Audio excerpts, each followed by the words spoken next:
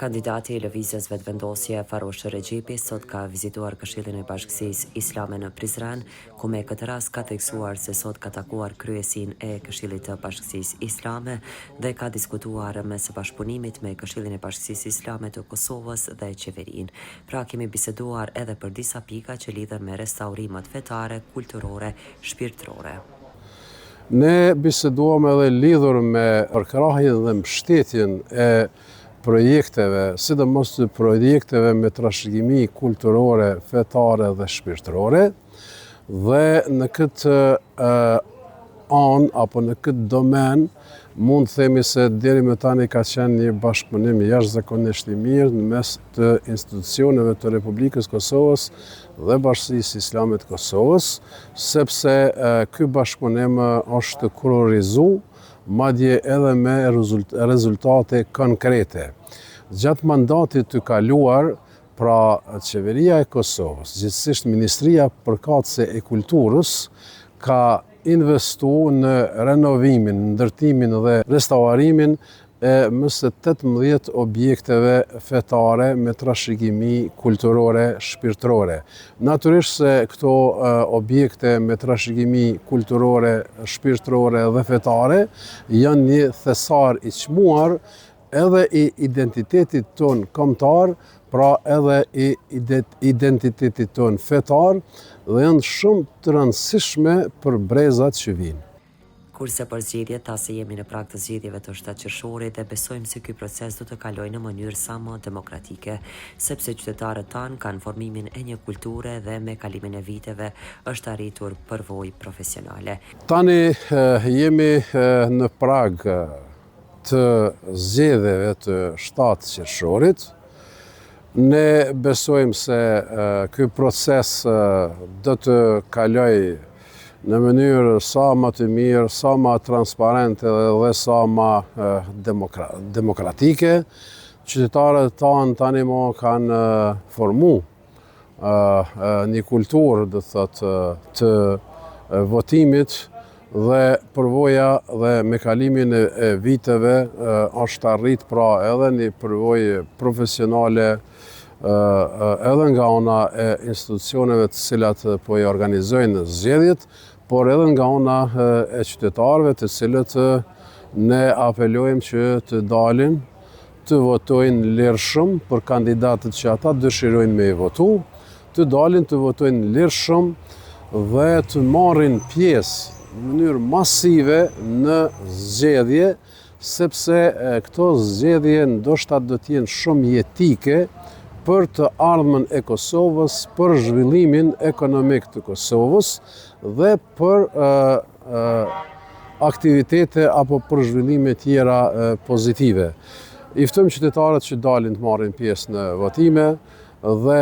pjesëmarrja masive në votime besoj se do të sqaroj, do të qartësoj edhe më mirë pra edhe fituesin, pra edhe përqindjen e fituesve në zgjedhje, dhe kjo gjithsesi do të lehtësoj që më njëherë pas zgjedhjeve të fillohet me konstituimin dhe themelimin e institucioneve të Republikës Kosovës, sepse mendoj se mjaft kohë kemi humbë, tani më nuk kem kohë për të humbur, sa më shpejt do të mohen zgjedhjet, të votohet, të jepet rezultati dhe të fillohet me punë për zhvillimin e Kosovës në interes dhe në dobi të qytetarëve tanë. Kurse sa i përket kodit civil, ai tha se është kusht ndërkombëtar dhe mendoi se nuk është mirë pritur e as pranuar për traditën tonë nacionale e as për institucionet e Kosovës, dhe vazhdoi. Se përket kodit civil, është një standard, nëse mund ta quajmë, ose një kërkesë që vije nga Bashkimi Evropian si kusht për të integruar Kosova në mekanizmat ndërkombëtar. Unë mendoj se kodi civil nuk është i pranuar për shoqërinë tonë tradicionale shqiptare.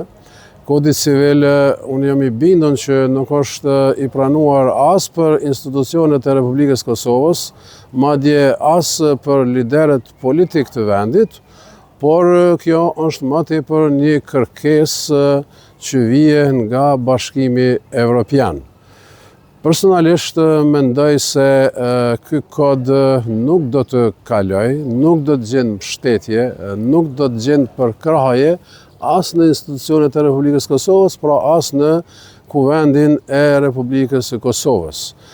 Ne do të angazhohemi si deputet i arshëm i Kuvendit të Republikës Kosovës që t'japim sqarime, t'japim fakte dhe argumente para faktorit ndërkombëtar se Kodi Civil nuk është i pranueshëm për popullatën tonë, për shoqërinë tonë tradicionale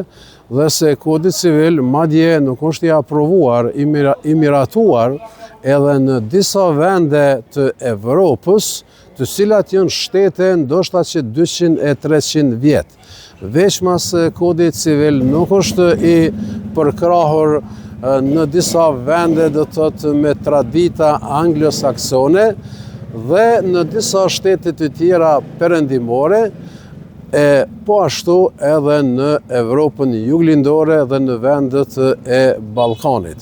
Ne kemi pas një takim para disa kohe në cilësinë e antarit të Komisionit për Integrime Evropiane, ku i kemi dhënë sqarime zonjës Eva Pallotës, e cila është një zëdhënëse apo një zëvendëse e zyrës BE-s në Kosovë, të cilës ja kemi bë me dije dhe kemi kërkuar nga ajo që të mos kushtzohet Kosova me Kodin Civil, veçmas pra të ketë lehtësime në këtë drejtim dhe se Kodi Civil pra nuk mund të pranohet dhe nuk mund të kaloj në Kuvendin, pra në Parlamentin e Kosovës. Besoj se në këtë takim edhe kemi pas mirëkuptim. Ajo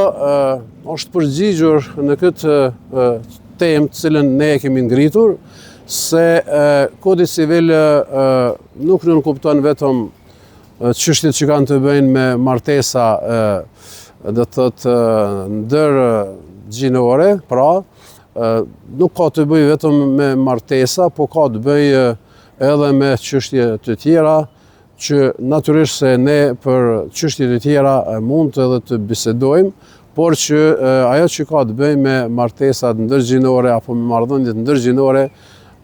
sigurisht se kjo nuk është e pranueshme për ne dhe as për shoqërinë tonë.